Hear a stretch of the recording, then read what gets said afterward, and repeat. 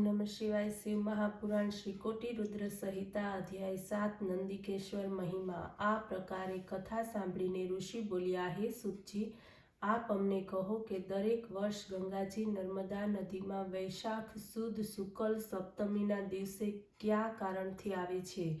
આ ચરિત્ર સંભળાવવાની કૃપા કરો। સૂત પુરાણીજી બોલ્યા, હે ઋષિ સાંભળો। કોઈ બ્રાહ્મણની પત્ની જેનું નામ ઋષિક હતું, તે નર્મદાના કિનારે રહેતી હતી। એનો પતિ તો પૂર્વજન્મના પાપોને કારણે તરુણ અવસ્થામાં જ મૃત્યુ પામ્યો। તે બાળ વિધવાને બીજું તો કાંઈ ન સૂઝ્યું, તે નંદિકેશ્વર મહાદેવની ભક્ત બની। એણે પાર્થિવ લિંગની સ્થાપના કરી, પછી નંદિકેશ્વર ભગવાનના પૂજન, ધ્યાન, વ્રત વગેરેમાં સંલગ્ન થઈ ગઈ। આ રીતે તેણે કઠોર તપસ્યા કરવાનું પ્રારંભ કર્યું। એ જ સમયે કોઈ મહા અસુર દુષ્ટ આમ તેમ ફરતો ફરતો ત્યાં આવી પહોંચ્યો। તે ઘણો બળવાન તેમજ માયાવી હતો। એણે એ બાળ વિધવા તપસ્વીનીને જોઈ, એના રૂપ ઉપર તે મોહિત થયો। એની પાસે પહોંચીને અનેક પ્રકારના પ્રલોભનો આપતો। તે એને વિષય વાસના પૂર્ણ કરવાને માટે તે દુષ્ટ કામાંધ હતો। ત્યારે એમાંથી બચવા માટે તે તપસ્વીનીએ શિવની આરાધનામાં અધિક ધ્યાન લગાવ્યું। તેની તરફ જોયું પણ નહીં। આ જોઈને તે પાપી અધિક ક્રોધમાં આવતો ગયો। એ કલ્યાણીને ભયભીત કરવાને માટે પોતાની માયા દ્વારા એણે ભયાનક રૂપ દેખાડ્યું। એને ડરાવી ધમકાવી એને પકડવાને માટે દોડ્યો। ત્યારે તે ભયભીત થઈને તે બ્રાહ્મણ પત્ની ઝટપટ શિવ મૂર્તિને જઈને બાજી પડી। પોતાના ધર્મની રક્ષા કરવાને માટે આર્ત બનીને તે શિવને પ્રાર્થના કરવા લાગી। એની પ્રાર્થનાથી ભગવાન શિવનું આસન ડોલી ઉઠ્યું।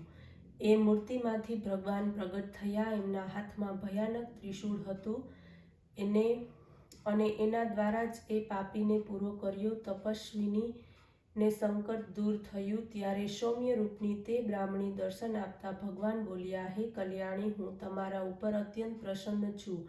મન વાંછિત વરદાન માગો। આ સાંભળીને ભગવાન શિવજીના રૂપ ઉપર મુગ્ધ તે બ્રાહ્મણી હાથ જોડીને પ્રાર્થના કરવા લાગી, હે દેવાધિદેવ મહાદેવ, ભક્તોના રક્ષક, હે નાથ, આપના ચરણોમાં વારંવાર નમસ્કાર। હે જગત મંગલ કરનારા પ્રભુ, આપે તો મારો પતિવ્રત ધર્મ બચાવ્યો।